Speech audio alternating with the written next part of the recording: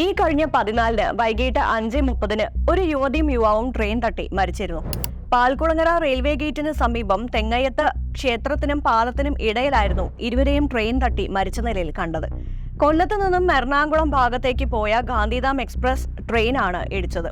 കുണ്ടറ മാമൂട് അനന്തു ഭവനിൽ പരേതനായ ശശിധരൻ പിള്ളയുടെ ഏക മകൻ എസ് അനന്തുവും എറണാകുളം മിടപ്പള്ളി വട്ടേക്കുന്നം പാറപ്പുറത്ത് മധുവിന്റെ മകൾ മീനാക്ഷിയുമാണ് മരിച്ചത്. ഇരുവർക്കും വെറും 18 വയസ്സ് മാത്രം പ്രായം. അനന്തു കൊല്ലം ഫാത്തിമ മാതാ കോളേജിലെ 1-ാം വർഷ ബിരുദ വിദ്യാർത്ഥിയും മീനാക്ഷി +2 കഴിഞ്ഞ വിദ്യാർത്ഥിയുമാണ്. റെയിൽവേ ട്രാക്കിലൂടെ നടന്ന് മുന്നോട്ട് പോയ ഇരുവരും ട്രെയിൻ വരുന്നത് കണ്ടപ്പോൾ പരസ്പരം ആലിംഗനം ചെയ്ത് നിന്നതായും ട്രെയിൻ ഇരുവരെയും ഇടിച്ച് തെറിപ്പിച്ചതായും ദൃക്സാക്ഷികൾ പറഞ്ഞു. ഇരുവരും ഇൻസ്റ്റാഗ്രാം വഴിയാണ് 1 മാസം മുമ്പ് പരിചയപ്പെട്ടതെന്ന് അനന്തുവിന്റെ സുഹൃത്തുക്കൾ കിളിക്കുല്ലൂർ പോലീസിന് മൊഴി നൽകിയിരുന്നു. ഇരുവരും പ്രണയത്തിലായിരുന്നുവെന്നും പറയുന്നു. രണ്ടുപേരും ആത്മഹത്യ ചെയ്യാൻ നേരത്തെ പ്ലാൻ ചെയ്ത് റെയിൽവേ ട്രാക്കിലൂടെ നടന്നുപോയതാണെങ്കിലും ഇനിയിപ്പോൾ ട്രെയിൻ വരുന്നത് അറിയാതെ അബദ്ധത്തിൽ ട്രാക്കിലൂടെ കയറി നടന്നതാണെങ്കിലും ചെയ്തത് ശുദ്ധ മണ്ടത്തരം തന്നെ. കാരണം അവർക്ക് നഷ്ടപ്പെട്ടത് സ്വന്തം ജീവനാണ്. അതിനി തിരിച്ചു കിട്ടില്ല. ആത്മഹത്യ ചെയ്യാനുള്ള പ്ലാൻ ആയിരുന്നെങ്കിൽ അത് അവരുടെ പക്വത കുറവുമാണ്. എന്നാൽ ഈ കാര്യമൊന്നും ഇരു വീട്ടുകാർക്കും അറിയില്ലായിരുന്നു. ഈ സംഭവത്തിൽ ഞെട്ടിക്കുന്ന മറ്റൊരു കാര്യം എന്തെന്നാൽ 14-ാം തീയതിയാണ് ഇരുവരും നേരിൽ കാണുന്നതെന്നും അനന്തുവിന്റെ സുഹൃത്തുക്കൾ പറയുന്നു.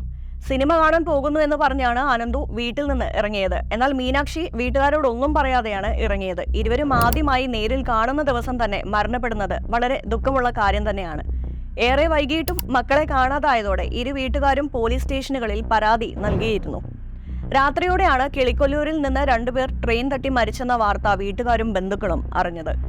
മാതാപിതാക്കളെയും ബന്ധുക്കളെയും സുഹൃത്തുക്കളെയും സങ്കടത്തിലാക്കുന്ന നിങ്ങളുടെ പ്രണയമരണം കൊണ്ട് നിങ്ങളൊന്നും നേടുന്നില്ല എന്ന സത്യം തിരിച്ചറിയാനുള്ള വിവേകമെങ്കിലും ഉണ്ടാവണം. ജീവിക്കാൻ വേണ്ടി പ്രണയിക്കണം, അല്ലാതെ മരിക്കാൻ വേണ്ടി ആവരുത്.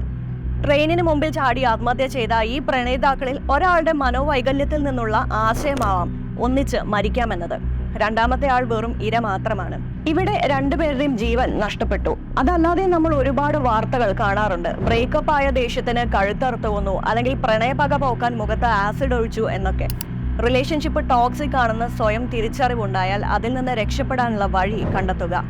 ആണാണെങ്കിലും പെണ്ണാണെങ്കിലും ജീവിതത്തെ പ്രായോഗികമായി കാണാൻ കഴിവില്ലാത്ത ഒരാളുമായി പ്രണയത്തിൽ ആവാതിരിക്കാൻ പ്രത്യേകം ശ്രദ്ധിക്കുക.